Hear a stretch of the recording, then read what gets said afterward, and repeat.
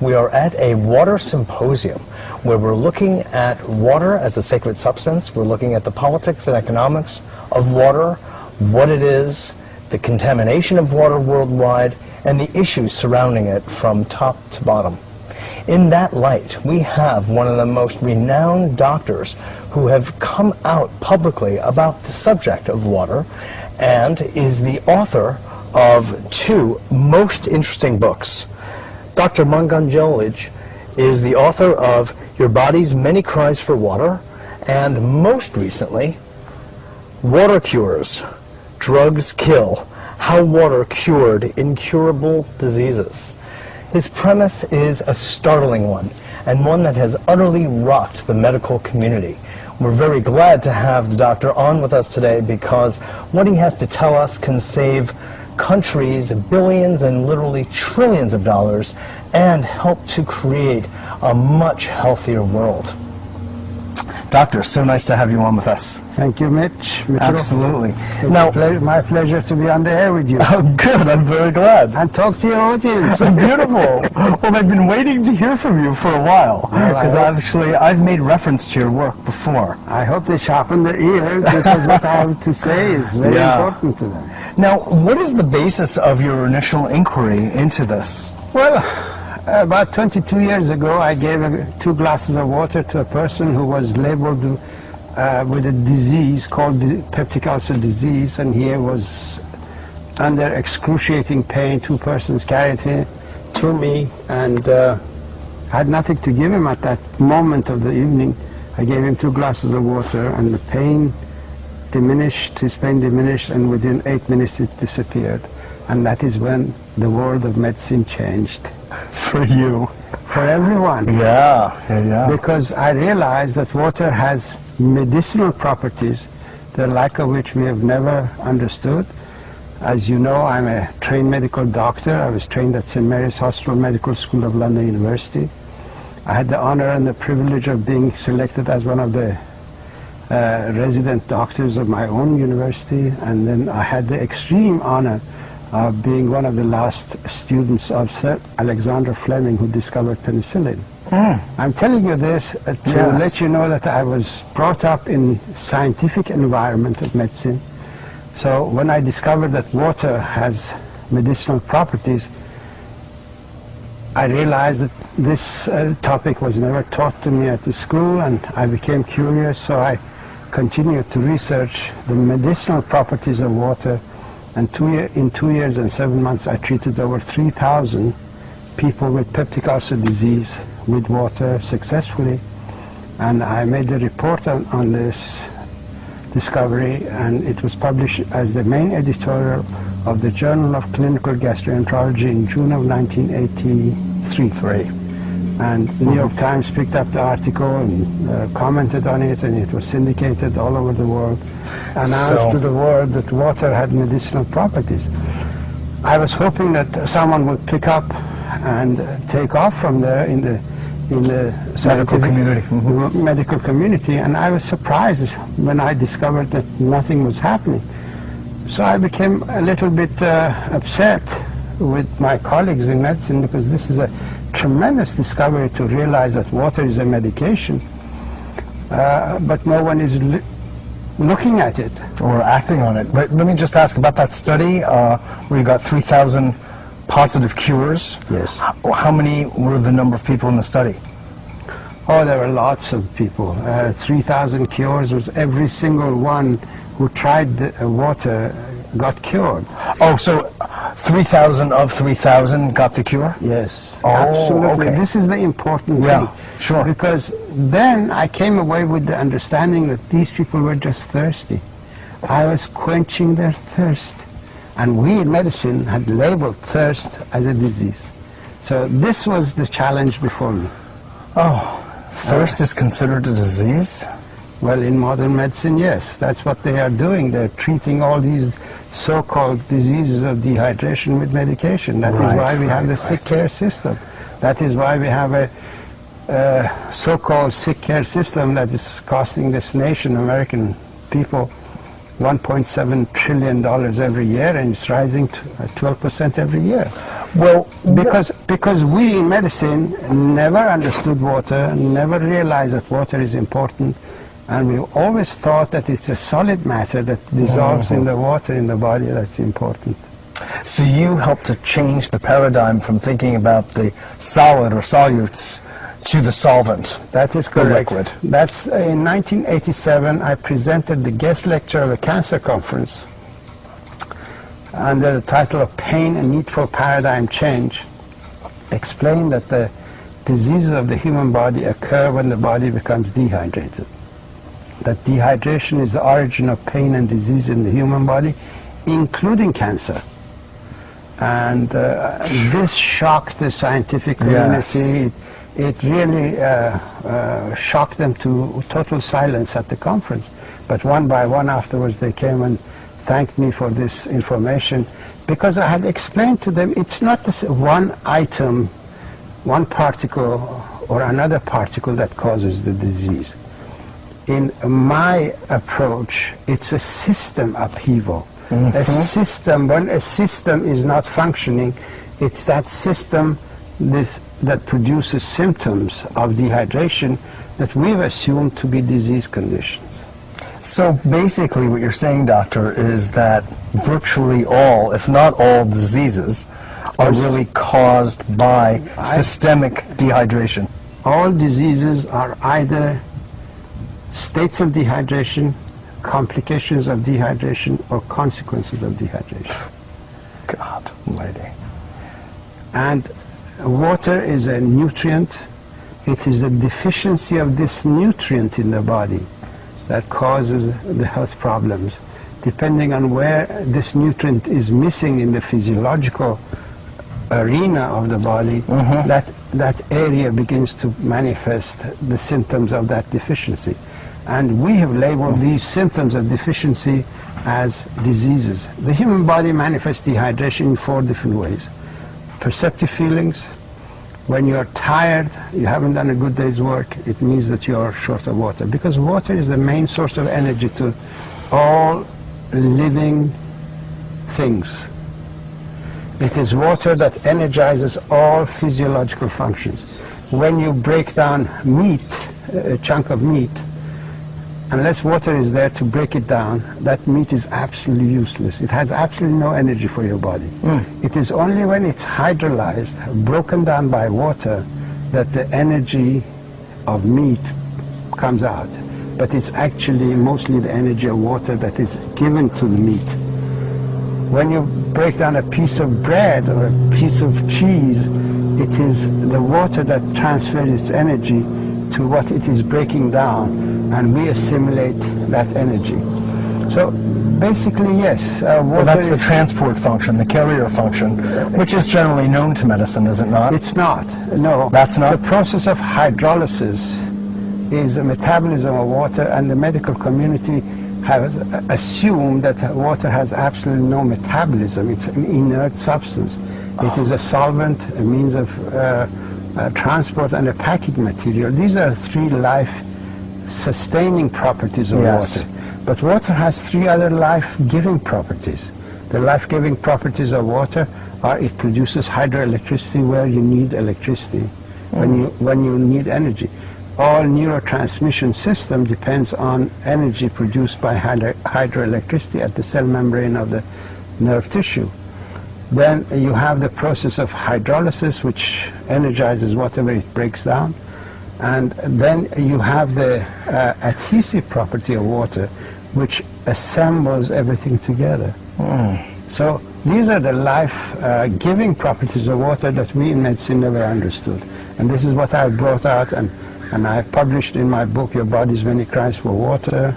And now, after 10 years of that book being in the public arena, I've decided to blow the horn on the pharmaceutical industry and also the AMA and the doctors in mainstream medicine, and explain that actually because of their lack of understanding of water, they've created an environment where the drug industry has taken advantage and has converted our healer's protocol into a killer's protocol. The drugs that are used in medicine, according to Washington Post, which is in my latest book, Water Cures, Drugs Kill, even when used according to the prescription of the doctor, make 2 million people sicker and kill 106,000, which makes this the 4th largest killer in the health field. So when we realize that we doctors prescribe this medication to kill people, which kills people, obviously we are doing it in order to save them, but we don't realize that we've been really had by the pharmaceutical industry. You know, it's funny though, because you say to save people, but the doctors know better than the patients what the series, and it's always a series, of side effects are. And they often involve virtual liver shutdown or almost kidney failure. I mean, it's almost to that point where the toxicity of the drugs is so severe. It makes one really question what the doctors are thinking relative to the life-saving effects of these drugs. Well, Mitchell, unfortunately, we doctors are forced by the people, by the advertising of the pharmaceutical industry that takes the information directly to the public and says to the public, go and ask your doctor if this is good for you. What doctor is there to say, no, it's not good for you, and then be sued afterwards? So basically, drug industry... So the doctor's being put into this compromised position. Yes, doctor is unwittingly being used by the pharmaceutical industry. As a salesman. As a salesman. Literally, yes. Sophisticated salesman. Now, when it comes to cancer, since you brought that up and you gave that talk in Greece, I believe it was, to the conference there, could you just explain to the audience a bit how water could be a curative for cancer? Actually, I have got a video of dehydration and cancer. This is a half-hour tape of my lecture at Cancer Control Society conference here, 2002, that's last year, where I explained how dehydration sets up the physiology, the internal physiology of the body in such a way that some cells become autonomous and they begin to grow in a cancerous way. It's very simple. When you're dehydrated, your immune system is shut down completely, because histamine, which is a neurotransmitter in charge of water regulation and drought management programs of the body, has also a responsibility in monitoring the immune system. So when it gets engaged in the water regulation so that dehydration doesn't flare up the immune system unnecessarily, it automatically inhibits that aspect of its own work. So immune system is shut down, interferon production is shut down, interleukin-2 production is shut down. These are the elements that you require in order to find the cancer cells or any immune problem. So dehydration is directly responsible. Then in dehydration, we lose some of our essential amino acids, tryptophan, tyrosine, and so on, because they're used as antioxidants. When you don't have enough water to secrete the toxic waste out of your body, then some other thing has to neutralize the acidity or toxic effect of the toxic waste. Tryptophan is used in that capacity, tyrosine is used in that capacity, lysine is used in that capacity, cysteine is used in that capacity. These are the essential amino acids that we need for our immune system. So that aspect of the immune system is shut down too. Tryptophan in itself, with lysine, tryptophan, lysine, monitors incorrect transcription of genetic material and cuts the wrong transcription and corrects it. When tryptophan is not there, wrong transcriptions are not corrected. So you get cancerous transcription going through. And in dehydration, we lose the receptor system around the cells. As you know, each cell is in a water environment in the same way as we have satellite dishes to bring information to people. The cells of the body have their own satellite dishes for watery environment, they receive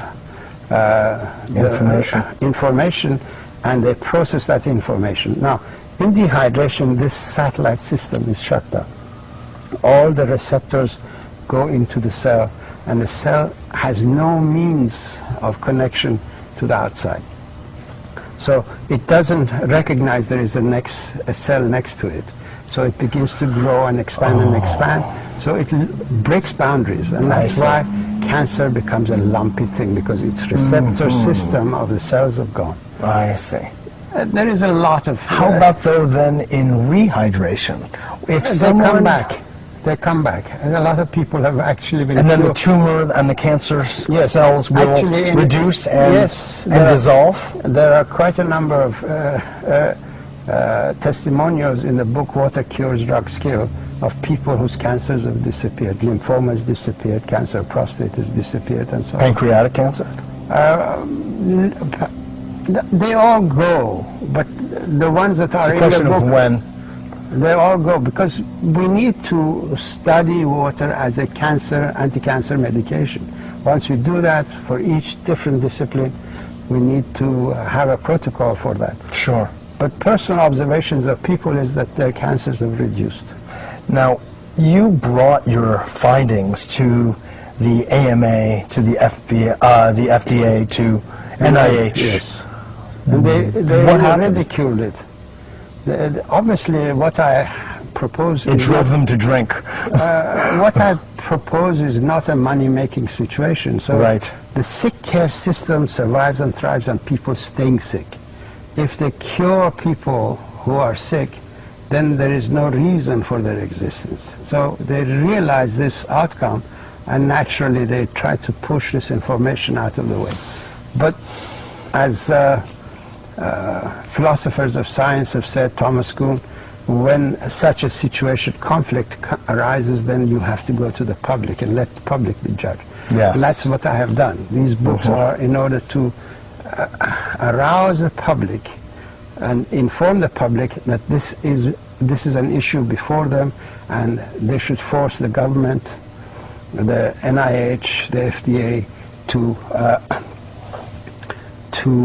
look at water as a medication, begin to study it, and stop being subservient to the pharmaceutical industry that enjoys killing people in order to make money. You use the word in your new book, terrorism, kind of a gradual terrorism. Well, could you explain that further? Well, I think that pharmaceutical industry is terrorizing people with their advertising campaign and creating fear in them, forcing them to go to their doctors and ask for medication that the pharmaceutical industry wants them to have. And naturally, these medications have got side effects, and as you know, it kills. So what they are doing is a terroristic act. Well, terrorism is not only when you explode a building. Any act that is based on fraud so deep that kills people, that constitutes a form of terrorism. Well, you can go to the pharmaceutical industry, whose entire basis, I mean, this is what it sounds like you're saying, it's just not their advertising, but it's their very definition of existence, their very premise is in that sense a homicidal act. If compared to water treatment, which you're saying is all people need, then to take any kind of medication is taxing the body instead of giving something to the body. Mitchell, people need water, and they need the right nutrients, and they need a right understanding of the limitations of their body. If they behave within those lifestyle premise that the body is designed. If they buy a Cadillac, the Cadillac tells them, put this gas in the car, or you can't take it here, you can't take it there, bring it back for service. If they go out of that constraint, naturally the car will break down. Nature has told us you need water for your everyday function, because we lose about 2.5 quarts of water a day, every day of our body. We lose 1 quart of water in breathing. Every time you breathe out, a lot of water leaves your body. You lose about a quart and a half in urine formation because you need to get rid of the toxic waste. You lose some through perspiration, not sweating, perspiration. So just the breathing of the skin. Basically, you lose about 4 quarts of water a day. 2 quarts you get out of the food that you eat. But other 2 quarts, 2.5 quarts, depending on the weather and so on, you need to replace that every day. If you shortchange the body with the water that it needs and you give it beverages that further dehydrate the body, caffeinated beverages dehydrate the body, alcoholic beverages dehydrate the body. There is a certain amount of validity in taking fruit juices and vegetable juices, but you can't replace the entire water needs of the body with these juices. So basically you need water in order to survive. You need the minerals. The essential minerals are calcium, magnesium, potassium, selenium, zinc. These are the intracellular minerals. If you give the body this mineral or eat a diet that contains these minerals, you also need salt. For every quart of water you need a quarter teaspoon of salt, because there are 2 oceans of water in the body. 1 ocean of water is inside the cells. The water that you drink goes into the ocean inside, and the salt that you take keeps some of that water in the ocean outside of the cells.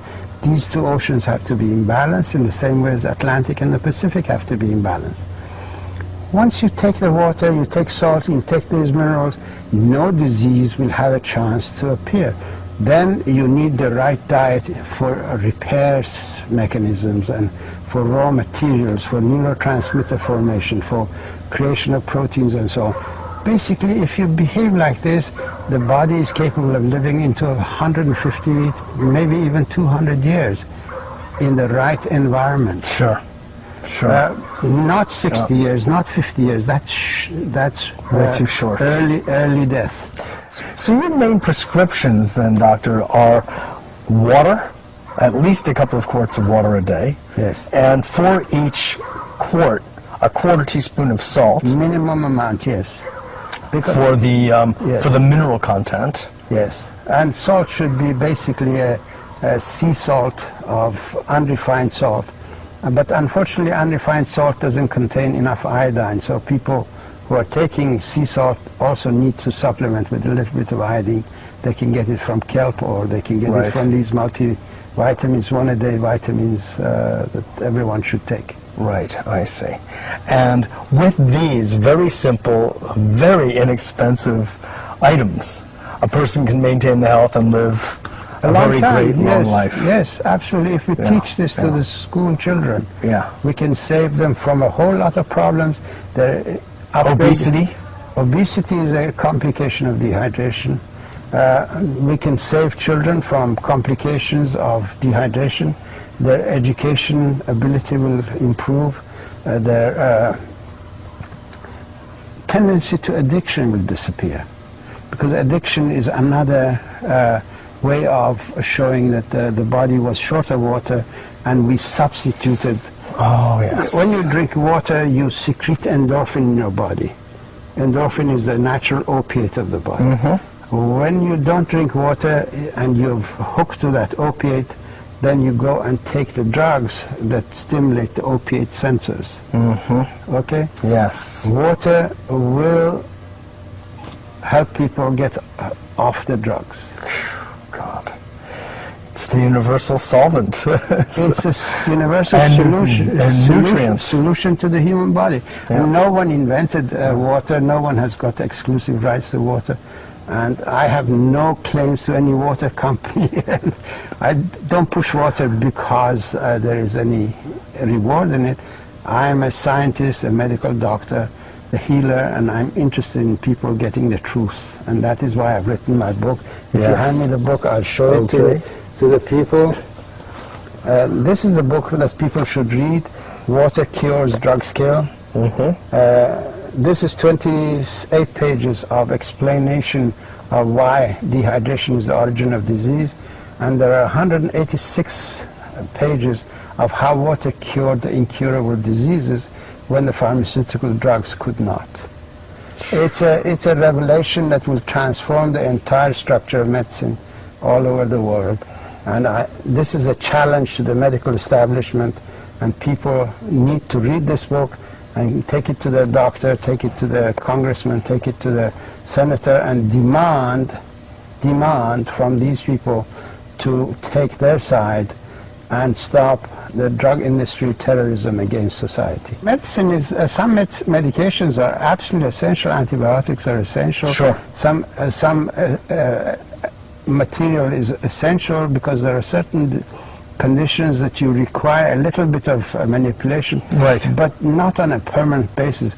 To treat a person who reveals hypertension, which is a state of drought management program of the body, with diuretics and beta receptor blockers and calcium receptor blockers, this is a crime, truly a crime. Yeah. I know that the medical community does it in ignorance, but nonetheless it's a crime against humanity. Yeah. Water is a better diuretic than anything that they produce in the diuretic field in the labs. Right, right, right. Well, your work is definitely world-shattering and of great, great benefit to humanity. So, well, on behalf of humanity, I want to thank you. No, I don't try to. I don't try to make it that big, but it is. Water is big. You don't have to make it. It is. Water, and I know the receptivity of the book, the reception of the book, has been that. Water is big. Yeah. Water is a medication against a whole host of human health problems.